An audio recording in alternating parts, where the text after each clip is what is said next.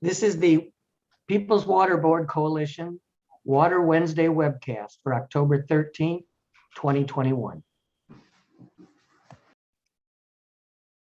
Welcome, welcome, welcome. We're back again with the People's Water Board Water Wednesdays webcast.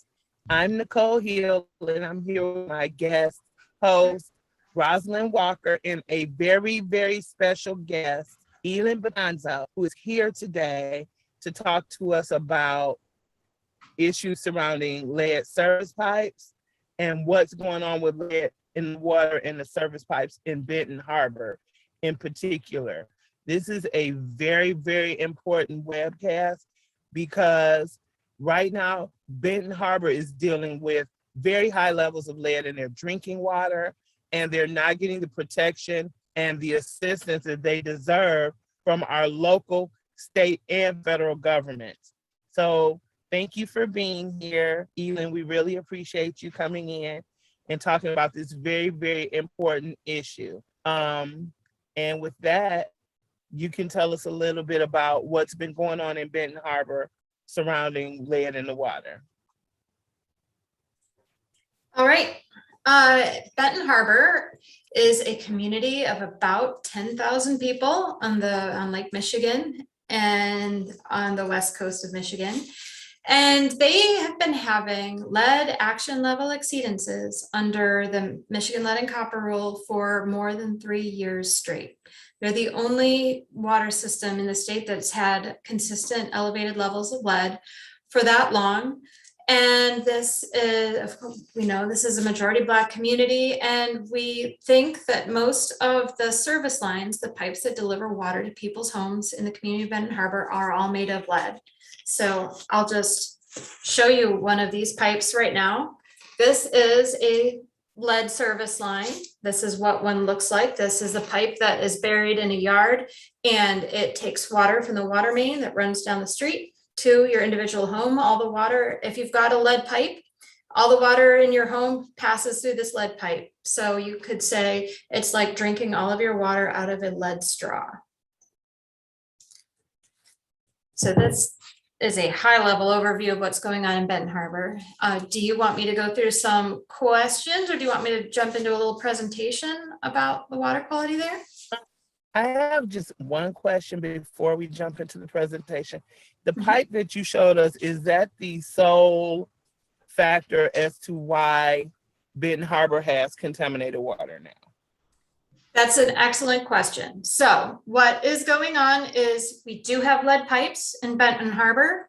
When lead pipes are present, they are the largest source of lead in drinking water because they are a solid lead pipe, and water is a universal solvent. When it touches a material, it will pick some of it up.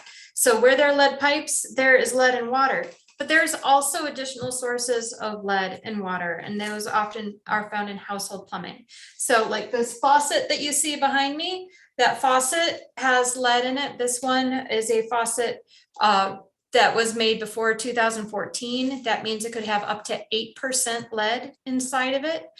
So faucets and valves and fittings can have lead, and often do have lead, especially from before 2014.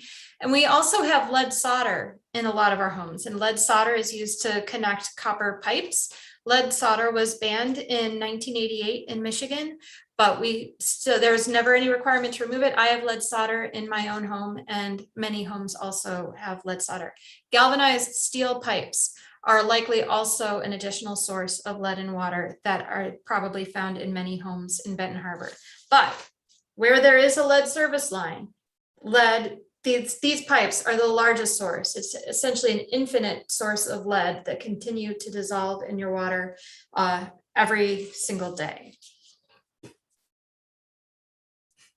Thank you so much for that. I'm sure we'll have quite a few other questions, but if you want, you can go into your presentation.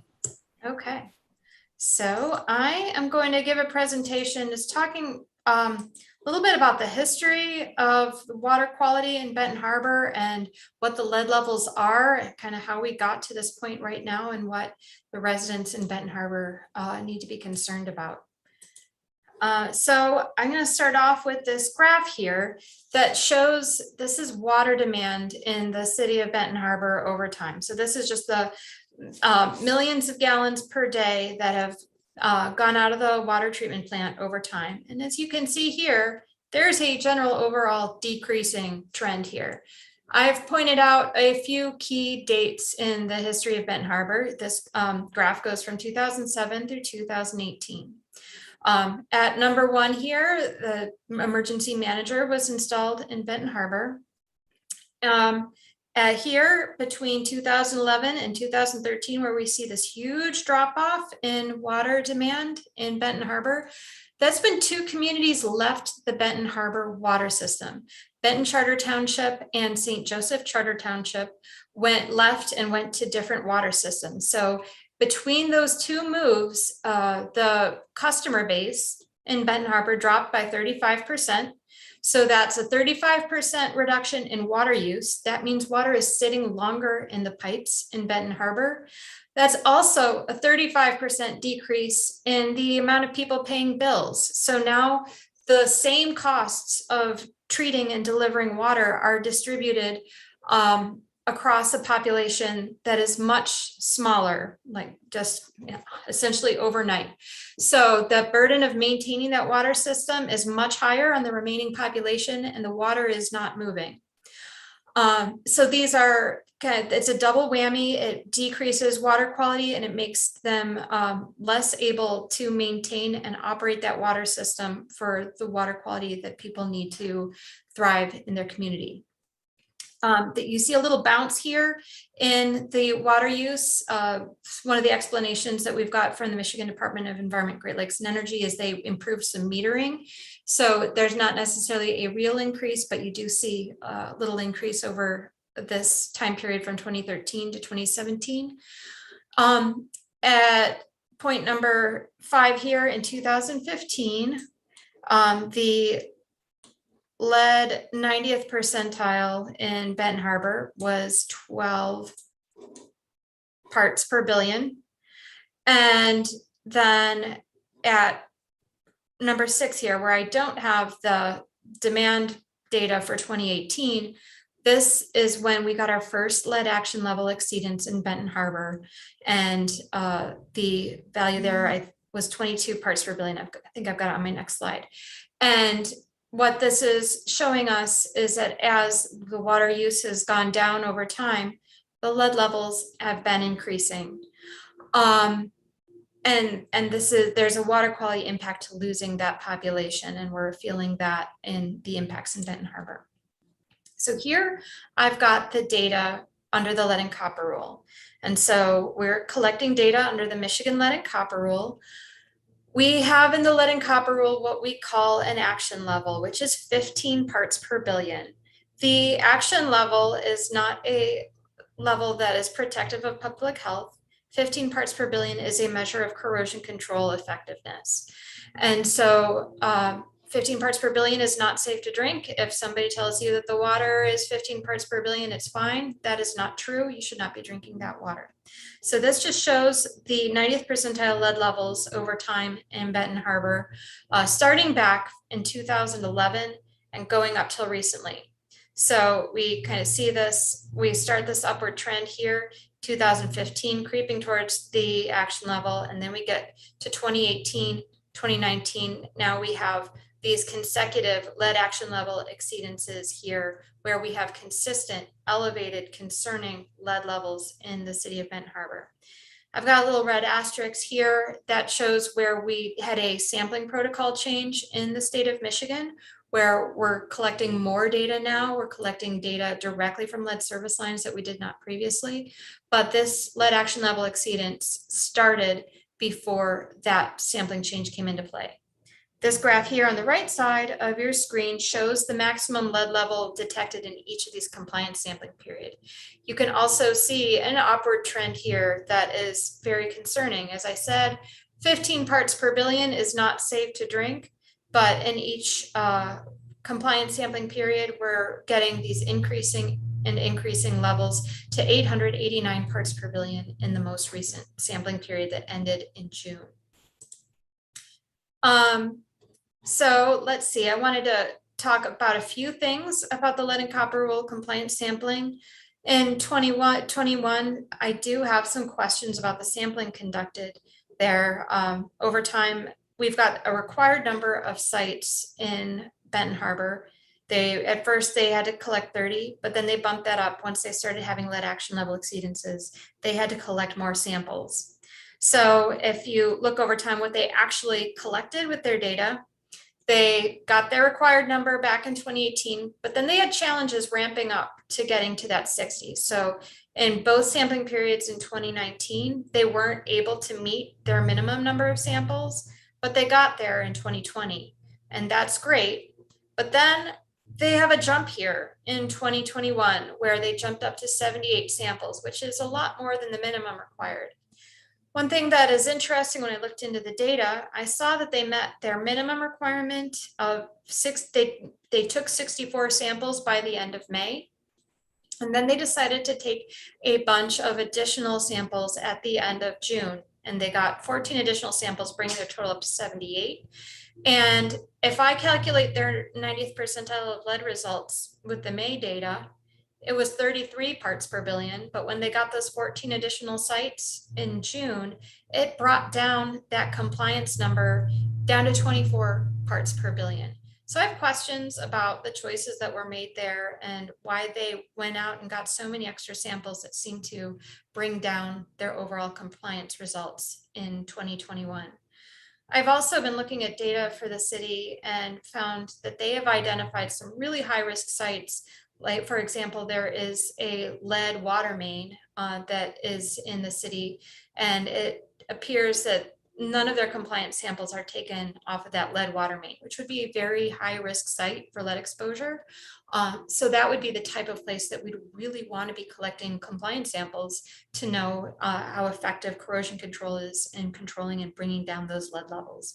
So we've got some evidence that they're perhaps making some choices that are bringing down their lead results, and they're not collecting samples at sites that they know to be the highest risk sites. Lead is not the only thing that is of concern in the Benton Harbor water system. In 2018, the Michigan Department of Environment, Great Lakes and Energy did a sanitary survey. This is a complete review of the water system. They're required to do it at all of our surface water treatment plants every 3 years. And in their 2018 survey, they found 8 different significant deficiencies in the Benton Harbor water system. This is a lot. There are issues throughout their source water treatment and distribution process. And that indicates that they are vulnerable to a variety of different contaminants. And it's not just lead. However, we don't have data for those other contaminants in the distribution system because we don't have requirements to sample for them. And so this is another reason why I'm very concerned about the water quality in Benton Harbor. Another thing that I've found in exploring the ongoing infrastructure issues in Benton Harbor is they recently had their elevated water tank rehabilitated. And the survey that the Michigan Department of Environment, Great Lakes and Energy has identified that there is lead primer on the tank. And they said they painted over that lead primer in the 1990s to encapsulate that lead. But they went forward with a rehabilitation project in 2021. They actually, back in 2008, there was a tank inspection where they identified the need to replace the tank. But instead of replacing the tank, they waited for 13 years to rehab the tank. So now we have a shiny new painted tank. They had sandblasted the tank, which potentially may have released lead dust in Benton Harbor. Got a shiny new old tank that we still need to replace to meet the water quality needs in Benton Harbor right now.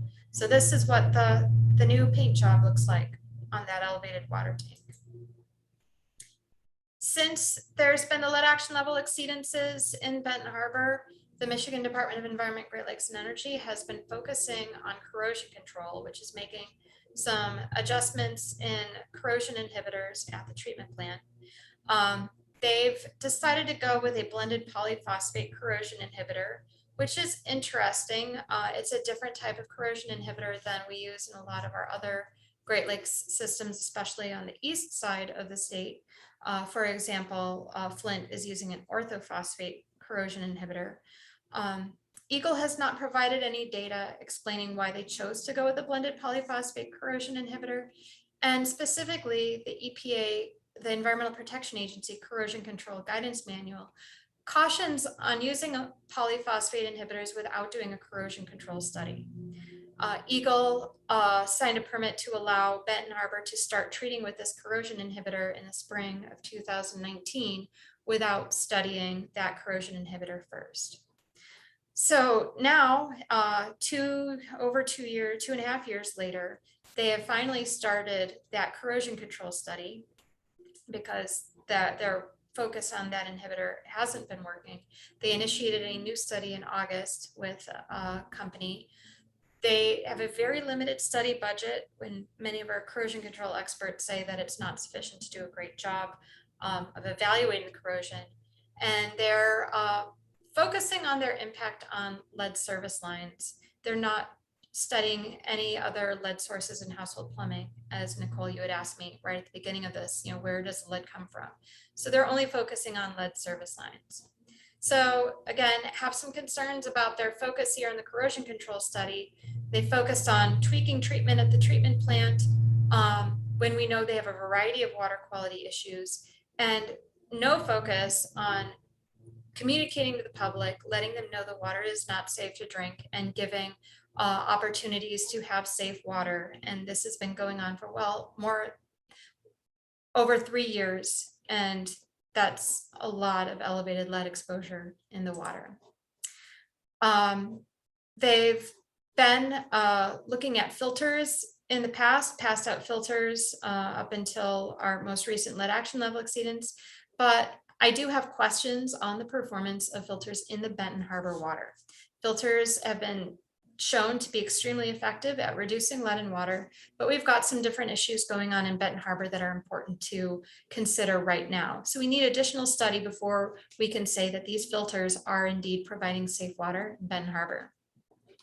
Filter to get certified, they work in a lab, and the certification tests use water that has 150 parts per billion of lead, but up to 889 parts per billion of lead have been found in Benton Harbor. Since we haven't collected compliance samples at the highest risk site, we don't really know yet what the potential range of lead is in the Benton Harbor water. So if we're going to push filters as a solution, we need to know that they are effective at bringing down these elevated lead levels. It is possible that filters could be used up sooner in Benton Harbor compared to what's recommended by the manufacturer. We don't know yet what that is. And then with all those issues with the sanitary survey, the potential for other contaminants in the source water breaking through treatment, these filters are only certified for lead reduction, and they don't address the potential range of contaminants that may be present in the water. So this is another reason why filters require more study before they are given as the intervention in Benton Harbor. So right now, the group of petitioners who petitioned EPA to have an emergency intervention in Benton Harbor, what we would like to see here is the urgent messaging in the city of Benton Harbor. One, the water is not safe to drink. This needs to be clear. It is not okay to be drinking lead in water at these levels. And for now, we need to use bottled water for all drinking and cooking water, for toothbrushing, mixing baby formula. Right now, we have the information that bottled water is safe. We need to further explore the filters. In Benton Harbor, we need to pay the residents to deliver the bottled water to homes throughout the city. We cannot rely on volunteers. We need to remove all the lead service lines as quickly as possible within 12 months. And we need to also address the other water quality risks at the water treatment plant. If we get those lead service lines out, then there is a lot less trickiness to deal with water treatment at the water treatment plant, because you take that largest source of lead away and the magnitude of the problem is greatly decreased. that means that the corrosion control study should focus only on sources of lead in household plumbing, because we're going to get those lead service lines out and nobody will be drinking water through a lead straw anymore. And so then during this process, we need to evaluate and phase in the use of filters so that people can use the filters after lead service lines are removed to reduce lead contributions from those household sources of lead in drinking water. So that is my organized part of that presentation, and I am happy to answer any questions. Do you have any questions, Rosalind? I have a few. Well, thank you so much, Elin, for that. And I was wanting to ask, so when do you think they're going to start the repairs to fix the infrastructure in Benton Harbor? And basically, I just know you said it would take like 12 months or something like that. Right. So the good news is, after we filed this petition with the EPA, we've been getting more response, a little more responsiveness than previous. More funds have become available for Benton Harbor, but it does take time to get those in place. So where we are right now is the city is planning to replace 100 lead service lines in the next year. We need to get more contracts in place to get more of those out. At one point, they were talking about a 20-year horizon to get them out. Then they brought it down to 5. And now in some of the conversations I'm hearing at the state level, we can target 12 to 18 months. So we're pushing that conversation, we're changing the conversation, but we definitely have to get in the process of getting the funding in place and the contracts out to get the work started. Thank you so much.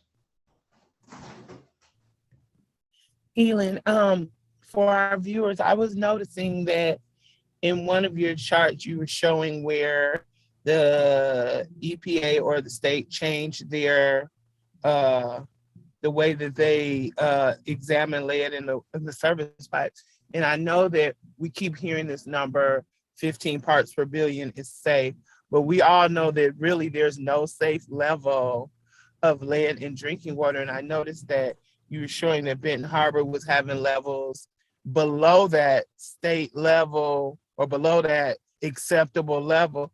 But even during then, that was there, which I've heard from people in Flint, that just continued exposure, even at a lower level, is still very damaging to people to consume.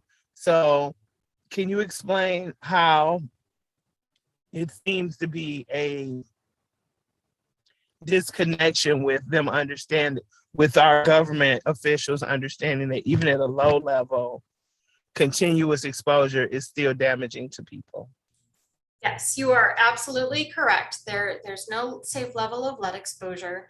And the way our lead and copper rule is built, a water system can be in full compliance with the lead and copper rule, and 10% of the home sampled can have any level of lead, anything. They could have thousands parts per billion in the water, and the water system can be in full compliance and not have any requirements in the water system. They only have to notify those individual sampled homes that they have elevated lead.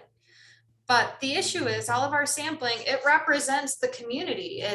We collect samples at 30 or 60 homes, but they represent all of the homes with lead service lines. So when fewer than 10% of the samples are really high, that means that 10% of the homes in the community can have those high lead levels.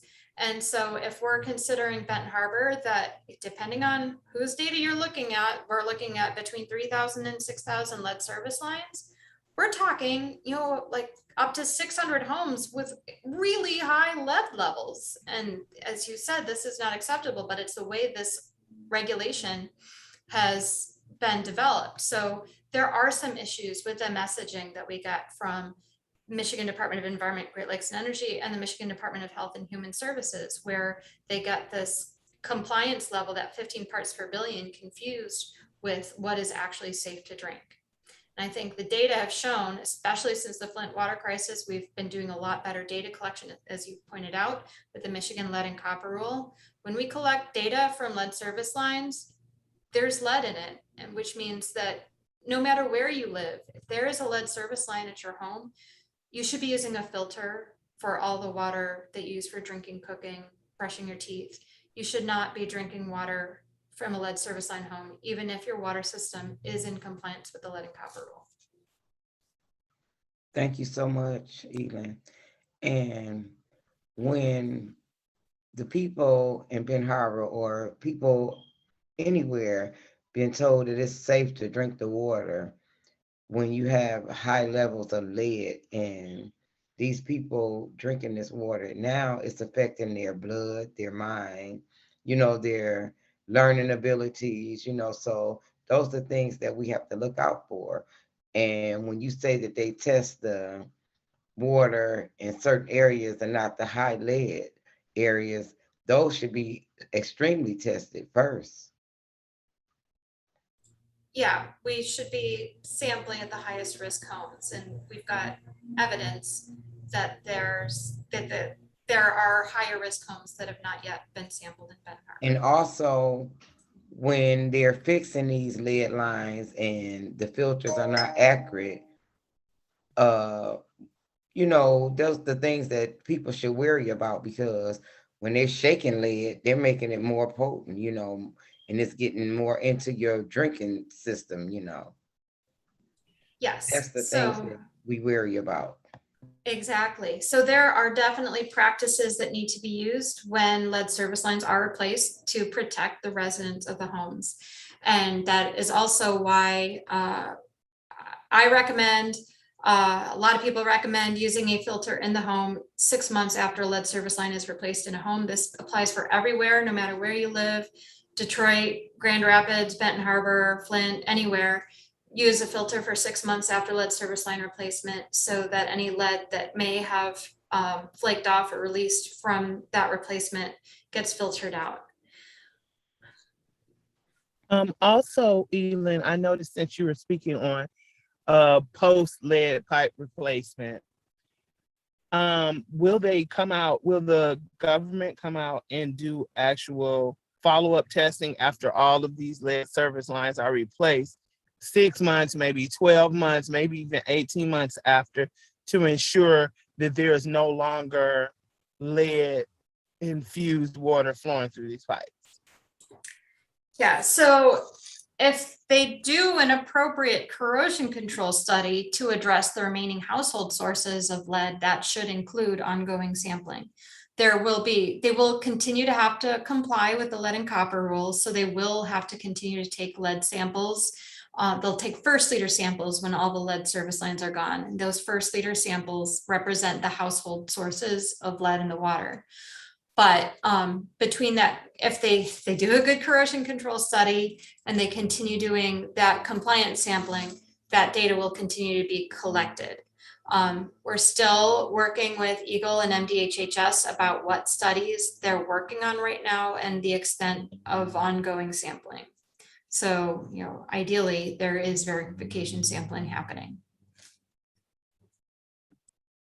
And also, ultimately, during this process, what will be the best case scenario to provide relief for the residents of Benton Harbor? So in terms of safe water, what I want to see right now is everybody needs access to bottled water immediately. Nobody should be drinking water out of the tap. Like that has to happen. Bottled water is not awesome, but it is available in an emergency, and it is unfortunately the source of safe water that we have right now. I never want anybody to be relying on bottled water long-term. We want to have safe water flowing out of the tap. So we need to get the lead service lines out. We want to get to a point where if we need any continued intervention, the filter can provide that. So get the lead service lines out, transition to where filters are appropriate in the homes in Benton Harbor for safe water. And hopefully, even better than that would be removing the household sources of lead and, just get clean water from the tap without any additional intervention. That is for safe water in Benton Harbor, that is what I think is best and what the people deserve, especially after putting up with this for so long without clear information about the risks there. It's not okay to leave the community in the dark and not be clear about the safety of their drinking water for so long.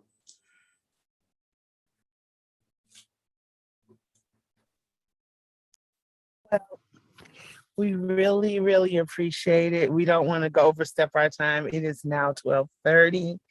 And I think that we've gotten some very, very vital information out to the communities of Benton Harbor, and communities throughout Michigan. Because ultimately, this can be our community, and we have to look at it that way and support Benton Harbor as much as we possibly can.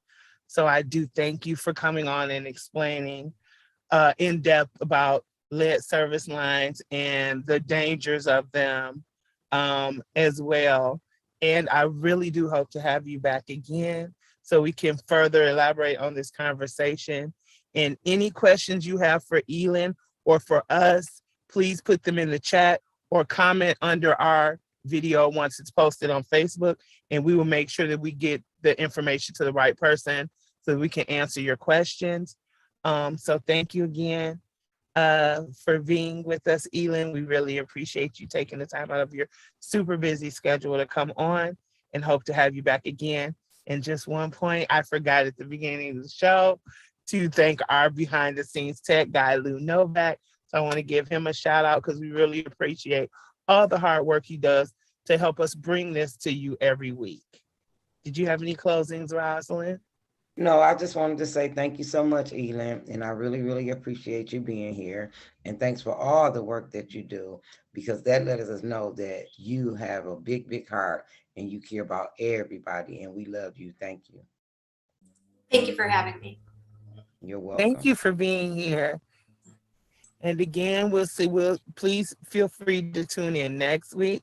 And if you weren't able to catch it live, you can always go to the People's Water Board Coalition Facebook page.